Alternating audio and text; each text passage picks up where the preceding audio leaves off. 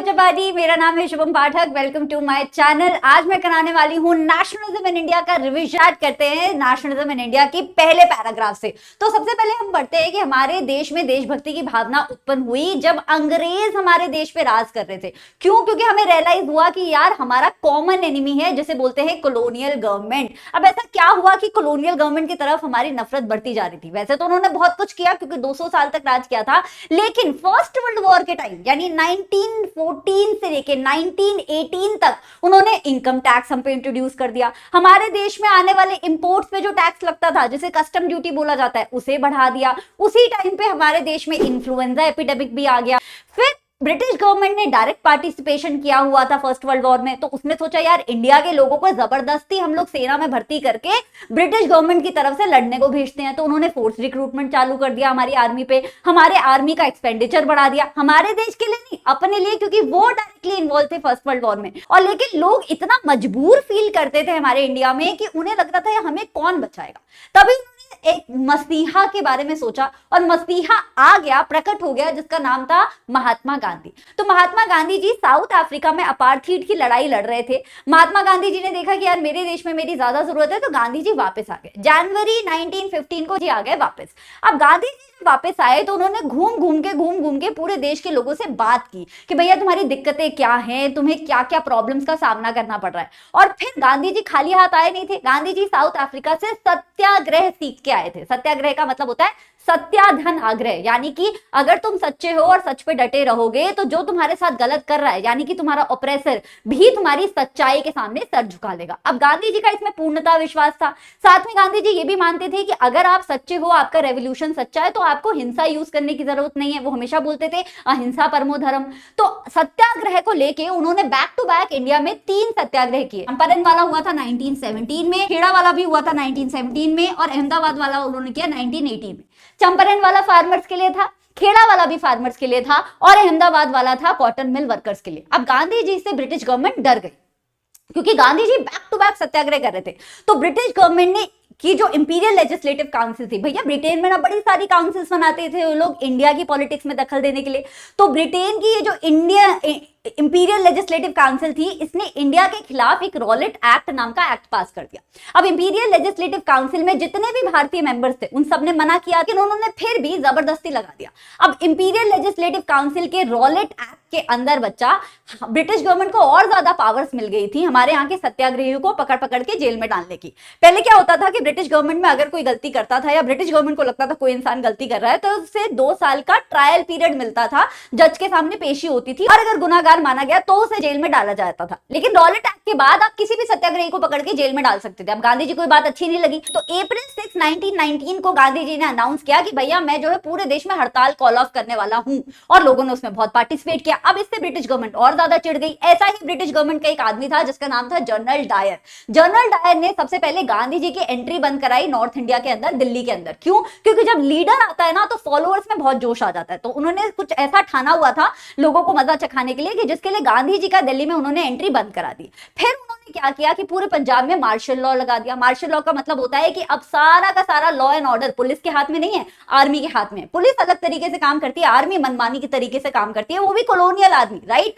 General Dyer ने चुपके से मार्शल लॉ लगा दिया। अब बैसाखी का दिन था, 13 अप्रैल का दिन था, बैसाखी का दिन। लोग बैसाखी मना रहे थे जलियांवाला बाग नाम के एक ग्राउंड में। जनरल डायर अपनी आर्मी लेके घुसा, उसने लोगों पे, निहत्थे लोगों पे, इनोसेंट लोगों पे फायरिंग चालू कर दी, और 300 से 400 लोग वहीं पे ऑन द स्पॉट मर गए। अब इससे पूरे नॉर्थ इंडिया में प्रोटेस्ट होना शुरू हो गया। ऑब्वियसली जिनके घर वाले मरेंगे वो प्रोटेस्ट तो करेंगे, तो पूरे नॉर्थ इंडिया में लोगों ने प्रोटेस्ट किया और प्रोटेस्ट हो गए वायलेंट, क्योंकि जनरल डायर और उसकी आर्मी को फिर से एक रीजन मिल गया था लोगों को नीचा दिखाने का। वहां पे रिप्रेशन का साइकिल चल रहा था, लोगों से सल्यूट करवाया जाता था, बोला जाता था कि गली में चल के दिखाओ, बच्चों की तरह पैरों पे क्रॉल करके दिखाओ, सलाम करो हमें, सल्यूट करो हमें, इस टाइप का रिप्रेशन चल रहा था। अब गांधी जी को लगा यार जब तक ये सब चलता रहेगा ना तब तक इंडिया में कोई बड़ा मूवमेंट नहीं हो पाएगा, हमें हिंदू और मुस्लिम्स को साथ में लाना ही पड़ेगा, क्योंकि हिंदूज और मुस्लिम के बीच में आपस के भेदभाव इतने थे उस जमाने में कि वो ब्रिटिश गवर्नमेंट के अगेंस्ट एकजुट होकर नहीं खड़े होते थे। अब गांधी जी को यहीं पे मिल गया एक नया आइडिया कि हिंदूज और मुस्लिम को साथ में लाने के लिए काम करते हैं। देश के मुसलमान जिस चीज पे काम कर रहे हैं और देश के हिंदू जिस चीज पे काम कर रहे हैं, उन दोनों कामों को ही मिला के एक बड़ा मूवमेंट बना देते ना। अब उस जमाने में देश के जो मुसलमान हैं वो खिलाफत कमेटी बना के बैठे हुए थे। मार्च 1919 में बॉम्बे में बनी थी खिलाफत committee. Actually first world war के बाद जब ब्रिटेन जीत गया था फर्स्ट वर्ल्ड वॉर में, तो हारे हुए कंट्री यानी कि टर्की के लोगों को वो नीचा दिखाते थे। अब टर्की में एक पोजीशन होती है जैसे बोला जाता है खलीफा, जो एक तरीके से इस्लाम के स्पिरिचुअल लीडर माने जाते हैं। अब इस्लाम तो पूरी दुनिया में फॉलो होता है, भारत में भी फॉलो होता है। तो भारत के भी जो मुसलमान भाई बहन है, जब उन्होंने देखा कि टर्की में खलीफा के खिलाफ बहुत कुछ गलत हो रहा है, उनपे पीस ट्रीटी के नाम पे अत्याचार हो रहा है, तो उन्होंने आवाज उठाने के लिए खिलाफत कमेटी बनाई। और देश के हिंदूज मोस्टली कांग्रेस से एसोसिएटेड थे, और कांग्रेस वहां पे स्वराज इशू के बारे में बात कर रही थी कि देश को इंडिपेंडेंस दिलाई जाए। तो गांधी जी ने सोचा कि क्यों ना मोहम्मद अली और शौकत अली, जो खिलाफत कमेटी के दो बेहतरीन लीडर्स थे, उन्हें लेके मैं कलकत्ता पहुंचूं जहां पे इंडियन नेशनल कांग्रेस की मीटिंग हो रही है, वहीं पे हिंदूज और मुस्लिम की दोस्ती करा दी जाएगी। राइट, तो गांधी जी ने सेम चीज की। कलकत्ता सेशन में गांधी जी ने हिंदू और मुस्लिम की करा दी दोस्ती, Calcutta session.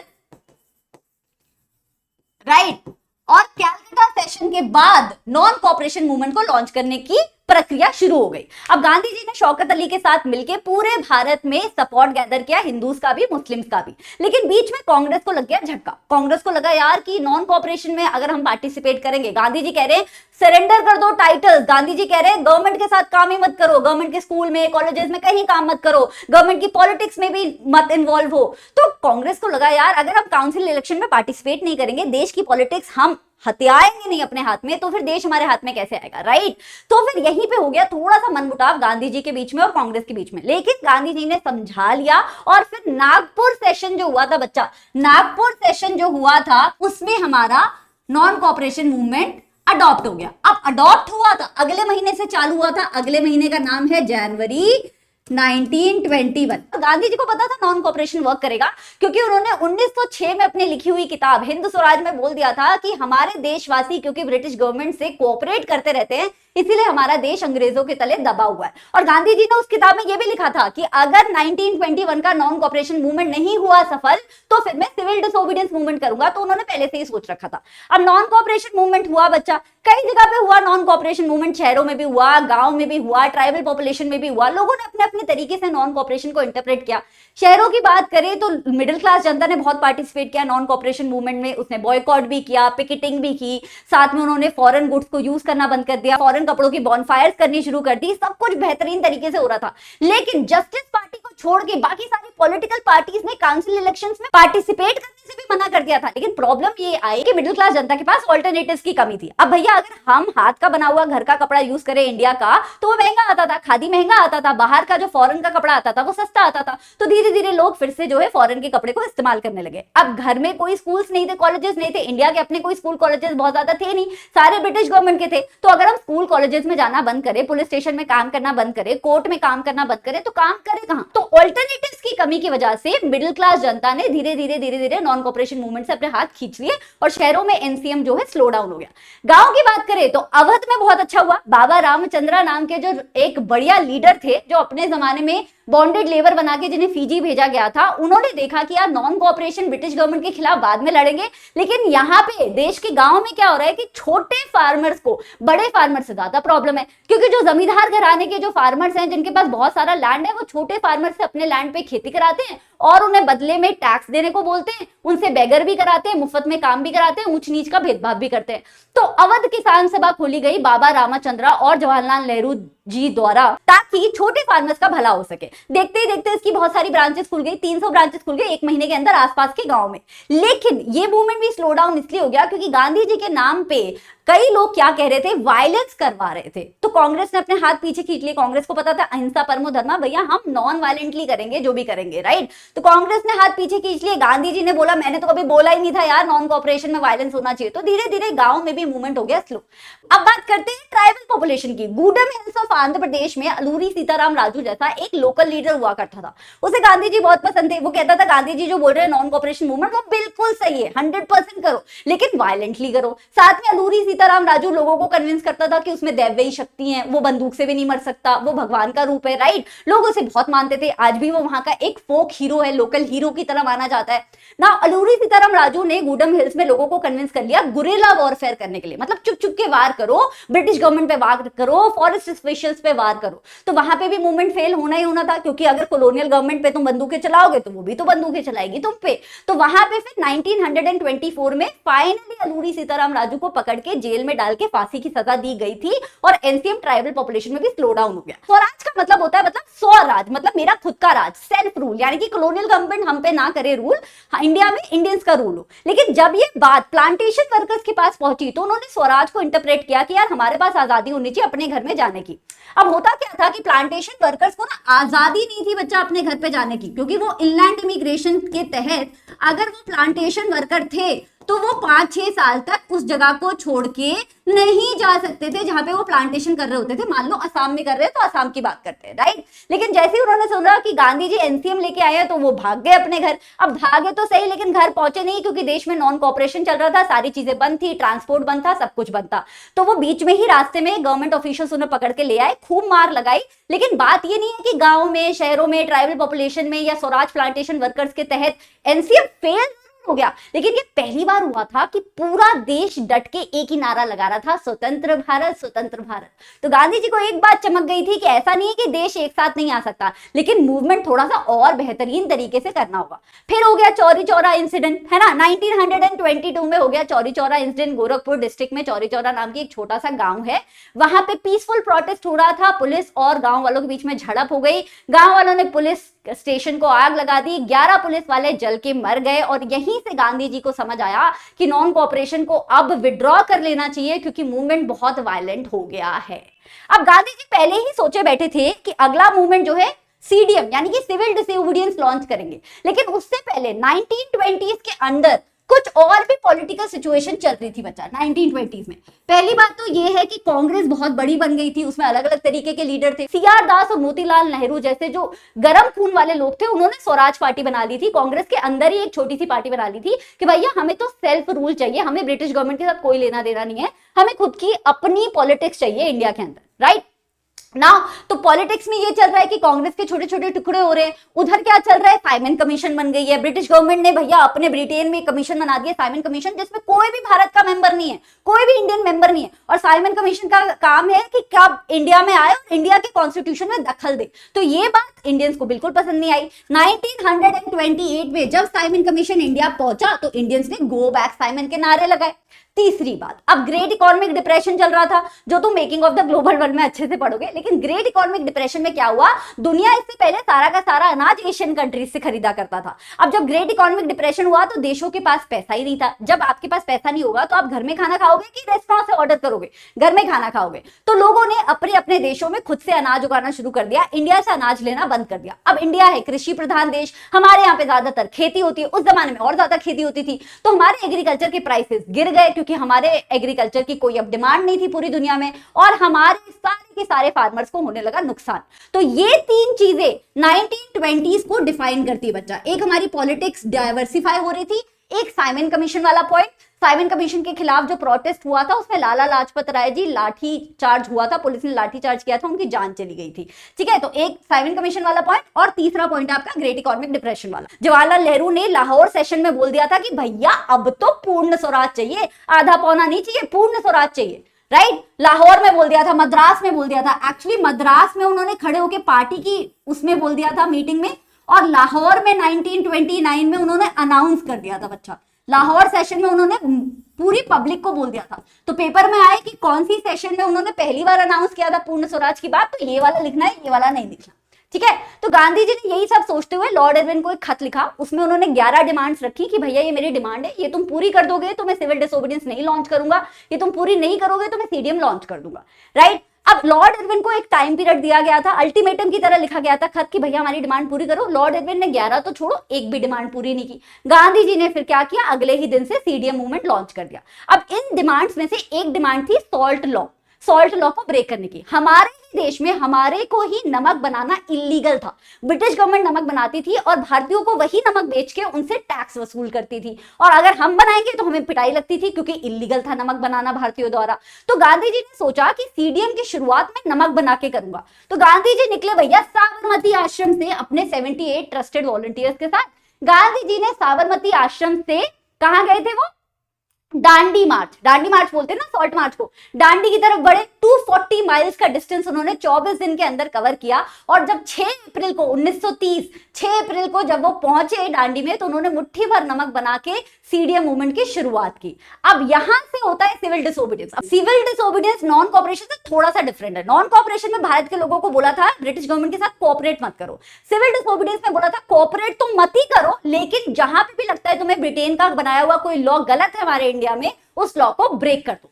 Civil disobedience movement की वजह से बहुत कुछ हुआ बच्चा देश में। हर जगह प्रोटेस्ट हुए, बहुत सारे 1 लाख लोगों को जेल में डाल दिया ब्रिटिश गवर्नमेंट ने। अब्दुल गफ्फार खान को डाल दिया, गांधी जी को जेल में डाल दिया, जवाहरलाल नेहरू जी को जेल में डाल दिया, बहुत सारे लोगों को जेल में डाल दिया। गांधी जी को समझ आया कि सीडीएम भी अब क्या हो गया है, थोड़ा सा वायलेंट हो गया है। तो गांधी जी ने किया भैया सीडीएम को भी रिट्रैक्ट गांधी इरविन पैक्ट के साथ। लॉर्ड इरविन बहुत चंट था, उसने ये सोची समझी साजिश की हुई थी कि जब गांधी जी देखेंगे कि देशवासियों पे आंच आ रही है तो वो उसके साथ पैक्ट में चले जाएंगे। तो लॉर्ड इरविन ने क्या पैक्ट किया था कि गांधी तुम हमारे साथ चलो सेकेंड राउंड टेबल कॉन्फ्रेंस में, और हम तुम्हारे सारे सत्याग्रहियों को जेल से आजाद कर देंगे। गांधी जी ने देशवासियों के लिए मान ली ये बात। गांधी जी वहां पहुंचे, ब्रिटेन में कुछ भी नहीं हुआ। सेकंड राउंड टेबल कॉन्फ्रेंस में इंडिया के हित की एक भी बात नहीं हुई। जब वो वापस लौटे तो देखा कि यहाँ पे तो नया साइकिल चल रहा है रिप्रेशन का, लोगों को जेल में डाला हुआ है, कांग्रेस को इलीगल बोल दिया गया है, सत्याग्रही को इलीगल बोल दिया गया है। तो गांधी जी ने सिविल डिसोबीडियंस मूवमेंट को रीलॉन्च किया। अब बच्चा सिविल डिसोबीडियंस मूवमेंट में कुछ लोगों ने पार्टिसिपेट किया, कुछ लोगों ने पार्टिसिपेट नहीं किया। For example civil disobedience movement में छोटे फार्मर्स ने नहीं, बड़े फार्मर्स ने पार्टिसिपेट किया। बड़े फार्मर्स का मतलब रिच फार्मर्स ने पार्टिसिपेट किया। छोटे फार्मर्स ने क्यों नहीं किया? क्योंकि छोटे फार्मर्स का नो रेंट कैंपेन चल रहा था, जो कांग्रेस जिसको सपोर्ट नहीं कर रही थी, तो वो कांग्रेस की सीडीएम मूवमेंट को सपोर्ट नहीं कर रहे थे। रिच फार्मर्स ने पार्टिसिपेट किया, जैसे कि पट्टीदार एंड जाट कम्युनिटी हो गई। अब सिमिलरली अगर हम इंडस्ट्रीज की बात करें तो इंडस्ट्रियलिस्ट ने पार्टिसिपेट किया। लेकिन वर्कर्स ने थोड़ा सा ल्यूकवार्म पार्टिसिपेशन किया। क्यों? क्योंकि इंडस्ट्रियलिस्ट को लग रहा था कि अगर भैया जो भी ये लॉज गंदे गंदे लॉज बना रही है कॉलोनियल गवर्नमेंट, जिससे उनका बिजनेस चौपट हो रहा है, अगर सीडीएम मूवमेंट सक्सेसफुल हो गया तो उनका बिजनेस का प्रॉफिट बढ़ जाएगा। तो उन्होंने फंड भी की सीडीएम मूवमेंट को, यानी कि सिविल डिसोबीडियंस मूवमेंट, और उन्होंने पार्टिसिपेट किया। वर्कर्स ने कहीं कहीं जगह किया, छोटा नागपुर प्लेटू में किया, डॉक वर्कर्स ने किया, रेलवे वर्कर्स ने किया, गांधी जी की टोपी पहन के प्रोटेस्ट वगैरह किया। लेकिन ओवरऑल पूरे इंडिया में वर्कर्स ने पार्टिसिपेट नहीं किया, क्योंकि वर्कर्स की लड़ाई होती है इंडस्ट्रियलिस्ट से। जब इंडस्ट्रियलिस्ट पार्टिसिपेट कर रहे थे सीडीएम में, तो वर्कर्स ने अपने हाथ पीछे खींच लिए। औरतों ने पार्टिसिपेट किया, लेकिन औरतों ने पिकेटिंग भी की, बॉयकॉटिंग भी की, जेल भी गई, प्रोटेस्ट भी किया, लाठी भी खाई, लेकिन औरतों को उनका ड्यू नहीं मिला। क्योंकि कांग्रेस में उस जमाने में कोई भी अच्छी पोजीशन औरतों को नहीं दी जाती थी।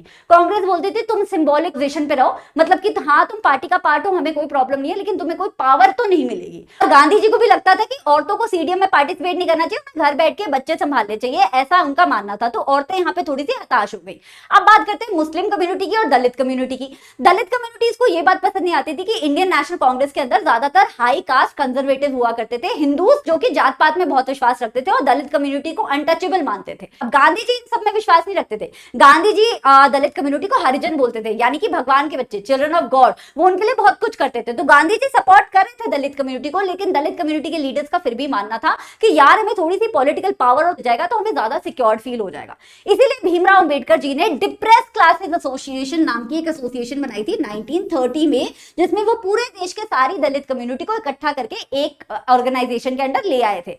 अब डिप्रेस्ड क्लासेस एसोसिएशन की मांग थी कि जब देश आजाद हो जाए तो देश में दलित कम्युनिटी के लिए सेपरेट इलेक्टोरेट होना चाहिए। गांधी जी को ये बात पसंद नहीं आ रही थी। गांधी जी का मानना था कि यार देश अभी आजाद ही हुआ है, अभी से हम बंटवारे की बात करें। तो गांधी जी ने पूना पैक्ट कर लिया अंबेडकर जी के साथ और इस बात को खत्म कर दिया कि सेपरेट इलेक्टोरेट होगा। लेकिन गांधी जी ने प्रॉमिस किया कि जब देश आजाद हो जाएगा तो एससी, एसटी, ओबीसी कम्युनिटी को क्या मिलेगा? रिजर्वेशन मिलेगा।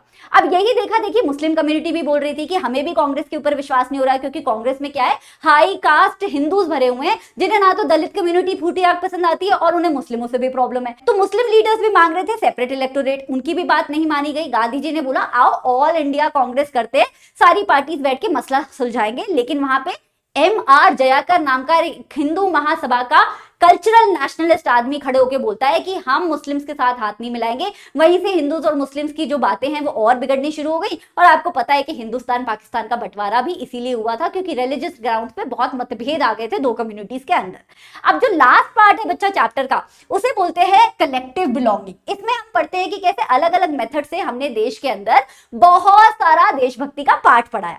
सबसे पहले गानों की बात करते हैं। वंदे मातरम नाम का जो आज हमारा नेशनल गीत है वो लिखा था बंकिम चंद्र चट्टोपाध्याय जी ने, जो उन्होंने अपनी नॉवल आनंद मंच में बाद में पब्लिश भी किया था। अब जो भारत माता की पहली इमेज बनी थी, यानी कि पहला स्केच बना था, वो बनाया था रविंद्रनाथ टैगोर जी ने, और वो भारत माता का स्केच बहुत फेमस हो गया था।